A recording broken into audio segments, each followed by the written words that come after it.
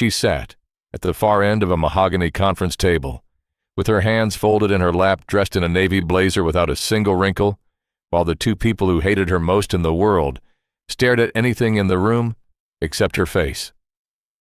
The attorney cleared his throat. He opened the folder, and in the next 60 seconds, everything David and Emily Whitmore believed about their family, their father, and the woman they had blamed for 20 years, was about to be turned completely upside down. The morning of the will reading was cold in a way that felt deliberate. A gray November sky pressed down over the city, and the bare elm branches along Fifth Street scratched against the law office windows, like something trying to get in. David Whitmore arrived first. He parked his black sedan and sat inside it for 3 full minutes before walking through the glass doors, as though he needed time to prepare himself for a victory he had been waiting most of his adult life to receive. He was 52 years old, tall, broad-shouldered, with the kind of jaw that looked permanently clenched. He had built a commercial real estate firm from nothing, served on the boards of 2 charitable foundations, and had his father's name on the wall of a children's hospital wing he personally funded. By every measure the world could see, David Whitmore was a man who had done everything right. But the wound that never healed, the thing that still woke him at 3 a.m, was what had happened to his family the year he turned 32. His father had remarried. Her name was Margaret Collins, 43 years old, a former corporate attorney, composed, well-dressed, and precise in a way that David found immediately threatening. His mother had been warm and impulsive and covered her kitchen in handwritten notes. Margaret was none of those things. His mother had died 14 months before the wedding. 14 months. David had counted. He still counted.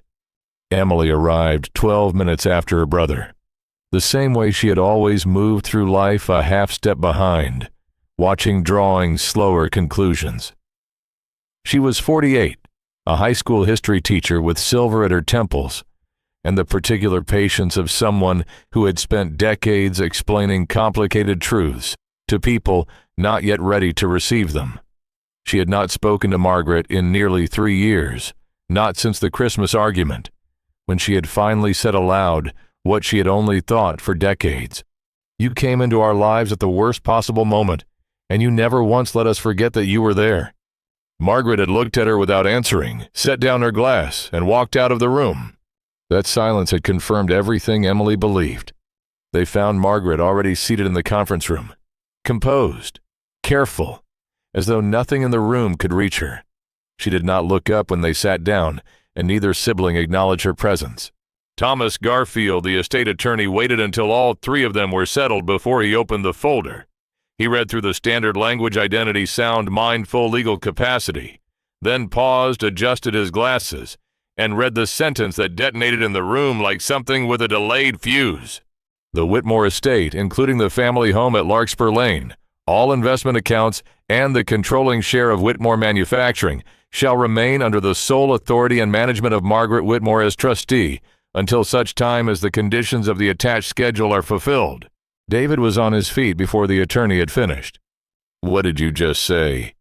"The estate has been placed in trust under Margaret's authority," Garfield said. "The document was signed and notarized 6 months ago, in the presence of 2 independent witnesses." David turned and looked directly at Margaret for the first time that morning. Her expression was not triumphant, not guilty. It sat very close to exhaustion. "You manipulated him," David said. Margaret did not respond. "You spent 20 years waiting for this day." His voice rose. "You made him depend on you. You isolated him. And now you're going to walk out of here with everything he built."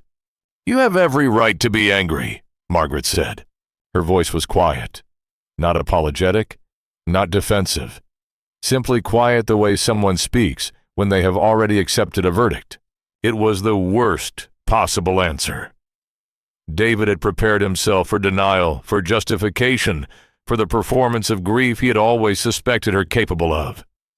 He had not prepared himself for a woman who accepted the accusation as though she had been waiting for it so long. It no longer had the power to wound her. The meeting ended in controlled chaos. David demanded to speak with the attorney privately. Emily sat in her chair staring at Margaret with an expression she could not name. Margaret remained seated and still as though the storm had moved through her and out the other side. When Garfield finally walked to the door and looked back at her, he asked, "Are you sure you want to carry this burden alone?" Margaret looked at the closed folder, at the name signed at the bottom in her husband's careful hand. "I promised him," she said. 20 years earlier, Margaret Collins had not been looking for a husband. She had been reviewing a merger agreement when Richard Whitmore walked into the conference room with the wrong folder under his arm. He was 53, silver-haired, one of the shrewdest manufacturing executives on the West Coast, and wearing a look of genuine embarrassment that she found immediately disarming. "I believe I have your lunch," he said, holding up a paper bag that clearly belonged to a different floor. It was not a romantic beginning, but it was honest, and Margaret had spent her career surrounded by people who were not.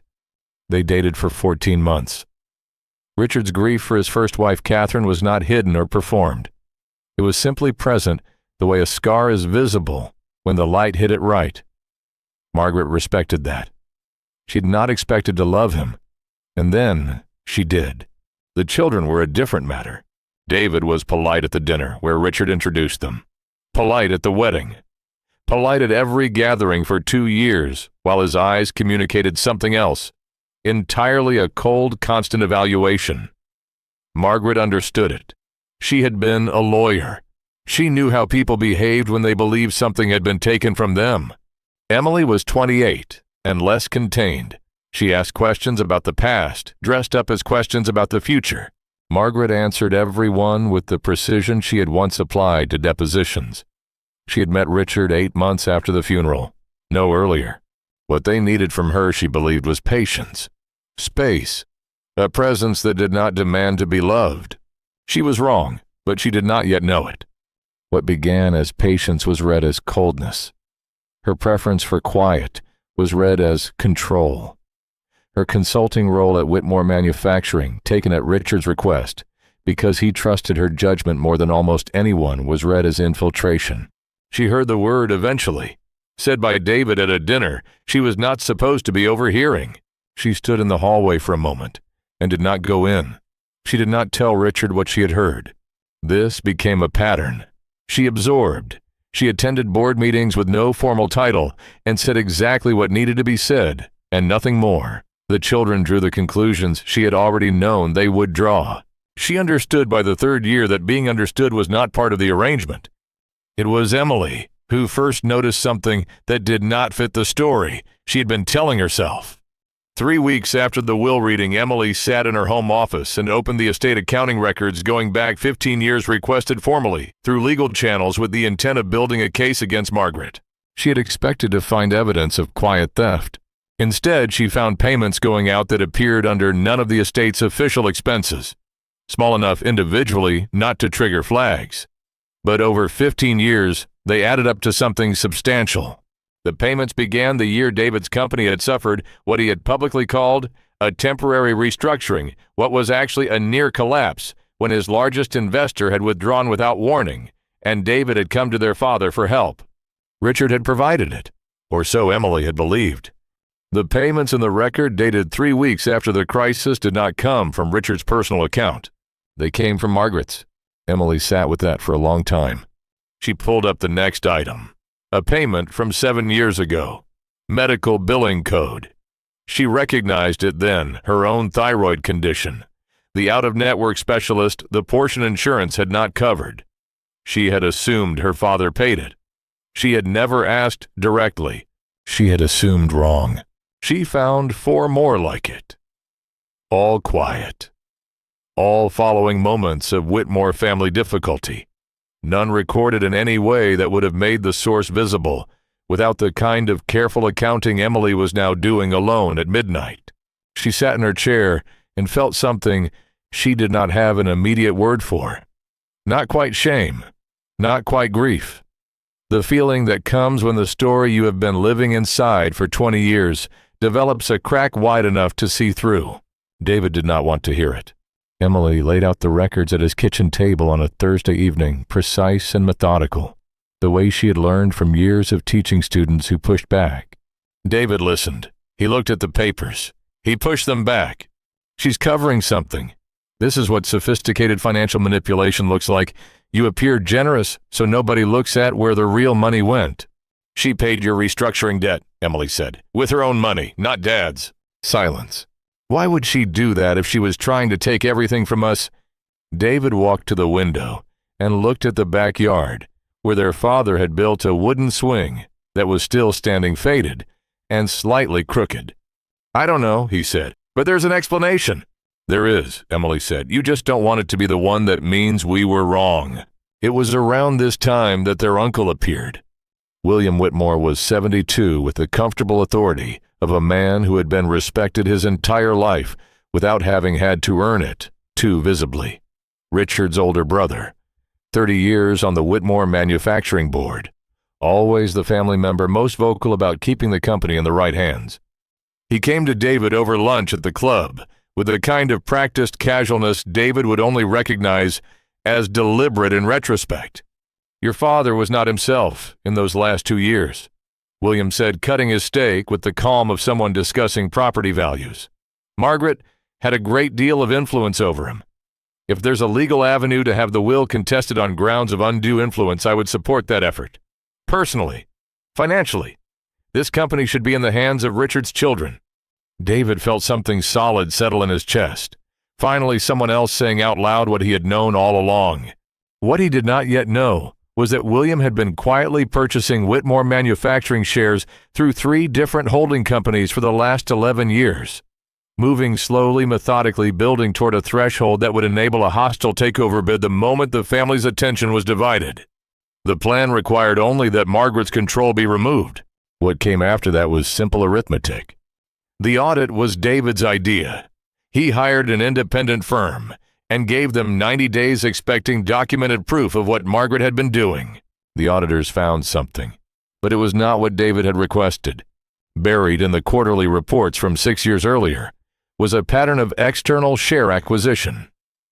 Small blocks of Whitmore Manufacturing stock, purchased through intermediaries, moving slowly over years toward a threshold that would permit a hostile takeover without triggering the regulatory notifications larger purchases would have required. The purchases had begun 11 years ago. The initiating firm was registered in Delaware, the beneficial owner listed under a trust. It took the auditors 4 more days to unwind the structure. The beneficial owner of the trust was William Whitmore. David sat in the auditor's office on the 14th floor of a glass building downtown and read the summary twice. Then, a 3rd time. Outside the window, the city moved the way it always moved, indifferent and continuous, unbothered by the private disasters of individual families. He thought about lunch at the club. He thought about the easy authority in his uncle's voice. He thought about every conversation in the past 3 months in which William had expressed concern for the Whitmore legacy, had positioned himself as the reasonable voice of family interest, had carefully and methodically steered David toward a legal challenge that would have dismantled Margaret's authority and cleared the path for exactly the takeover the audit had now exposed. He had been the instrument of his own family's destruction, and he had believed the entire time that he was its protector. Then he thought about Margaret, about the way she had sat at the conference table and said nothing when he accused her, about, "You have every right to be angry," about, "I promised him," said in a room that had already emptied. He drove to his father's house that evening. He rang the bell rather than using his key. It was the first time in 20 years he had done that. Margaret answered the door and looked at him without speaking. "May I come in?" he asked. She stepped back from the door. The letter was in the upstairs study, in the top drawer of Richard's desk, in an envelope with David's name in his father's handwriting. Margaret had kept it there for months, carrying it with her every time the children came to the house, waiting for the right moment. She had been afraid not for herself, but for them. Afraid of what the letter would do to the story they had needed to keep their grief clean and directed somewhere specific. She set it on the desk in front of David and left him alone in the room. He sat in his father's chair. He opened the envelope. The letter was 12 pages, handwritten, dated 3 years before Richard's death. It began, David, if you are reading this, then the time has come to explain what I asked Margaret to do, and more importantly, why I did not tell you myself. He read, 21 years ago, before the marriage, before Margaret Whitmore Manufacturing had faced the most serious crisis in its history, a federal procurement contract had collapsed under circumstances that were never publicly explained. The board had fractured. 3 of the company's largest investors had threatened simultaneous withdrawal. The company was days, Richard wrote, from going into receivership.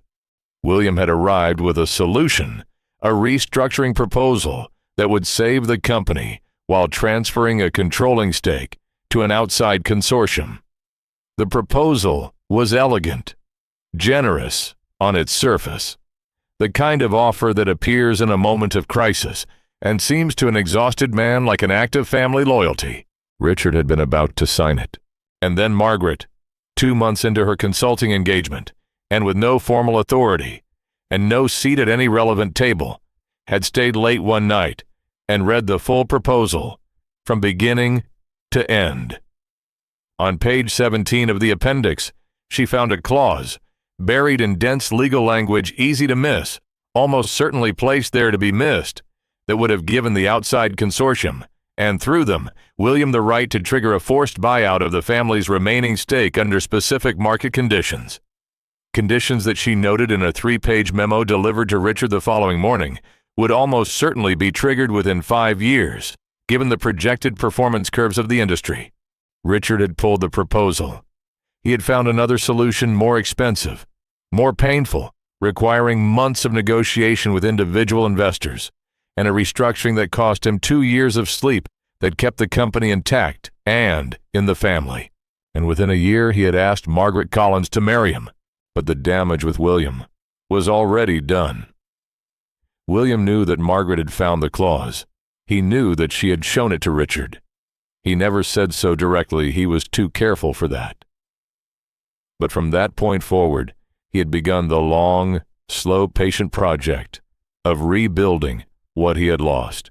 Richard wrote, I did not know, when I asked Margaret to be the trustee of my estate, that William was already acquiring shares. I suspected his ambition. I did not yet have proof. What I knew was that you and Emily were not yet ready. Not for the company. Not for what William would eventually attempt.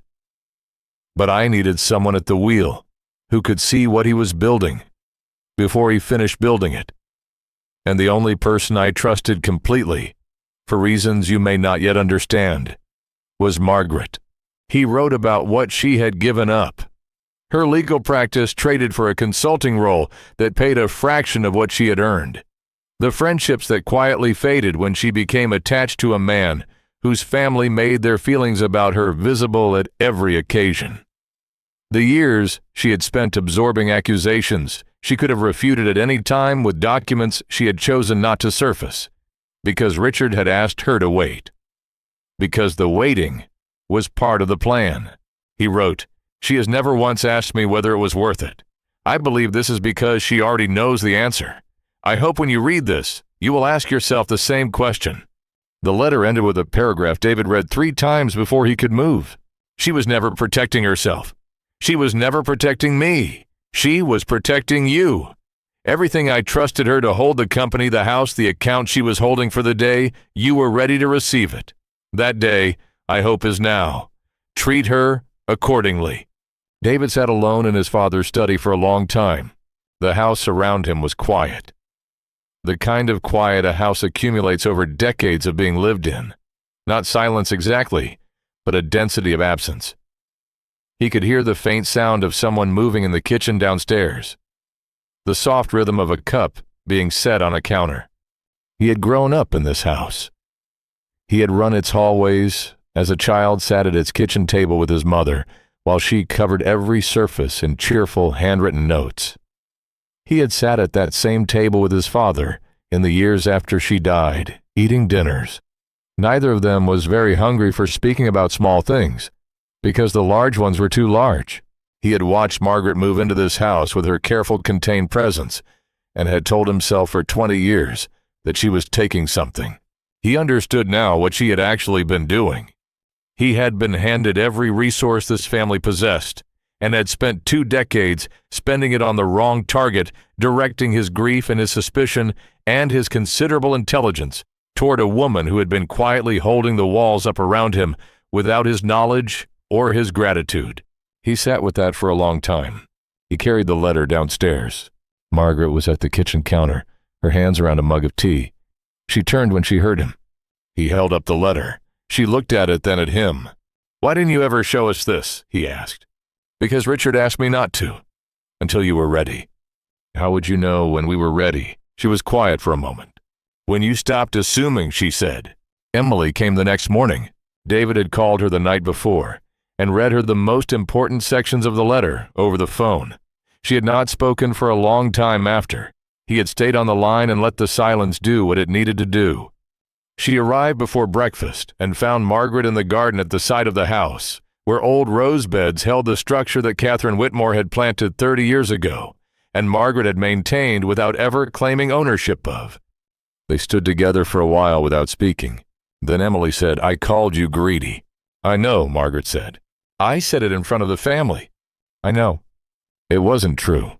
Margaret turned and looked at her. "No," she said, "it wasn't." Emily looked at the roses, at the careful unflowering structure of them in late autumn, at something tended for a very long time by someone who had never received credit for the tending. "I'm sorry," she said. Margaret nodded once. Neither of them moved to close the space between them. Not yet.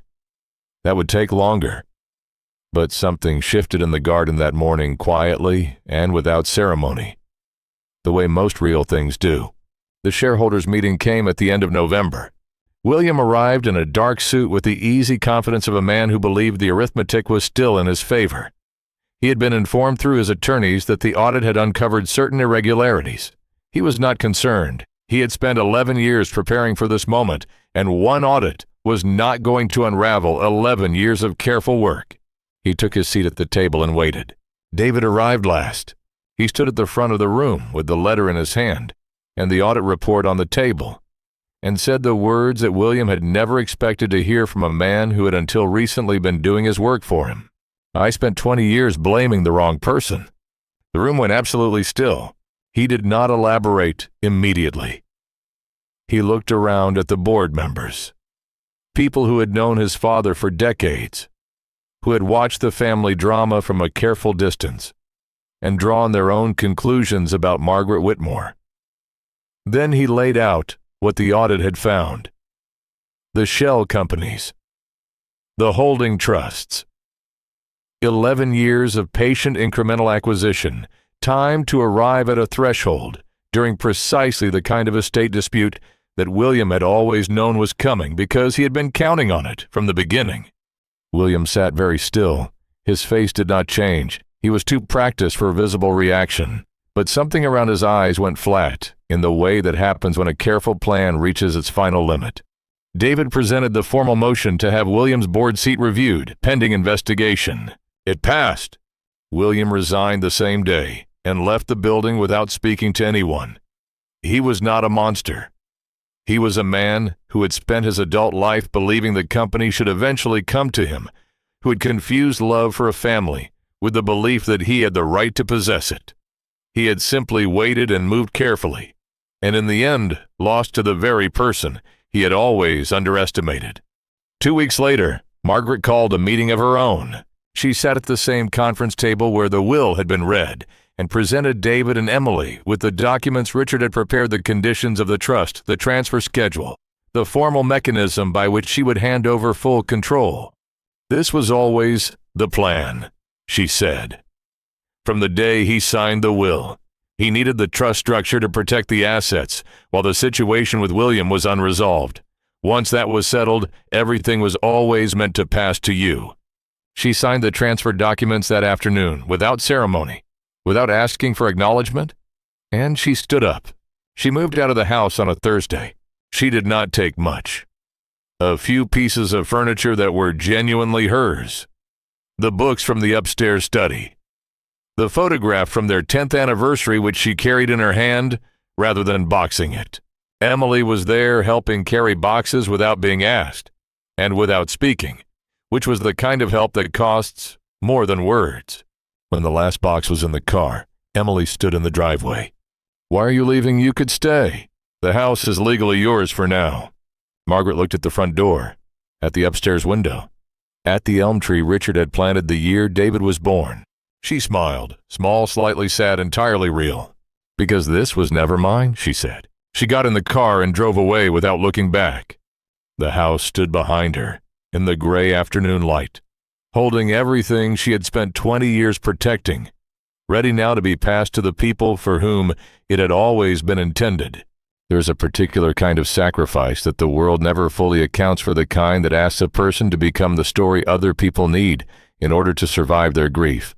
Margaret had been the villain in a family story for 20 years, the greedy intruder, the calculating second wife. She had heard every variation of this story and never corrected it, not because she lacked the evidence, but because the story served a purpose that she could see, and the family could not. It gave the children somewhere to put grief that had no proper address. It gave their anger somewhere to land. She had known this.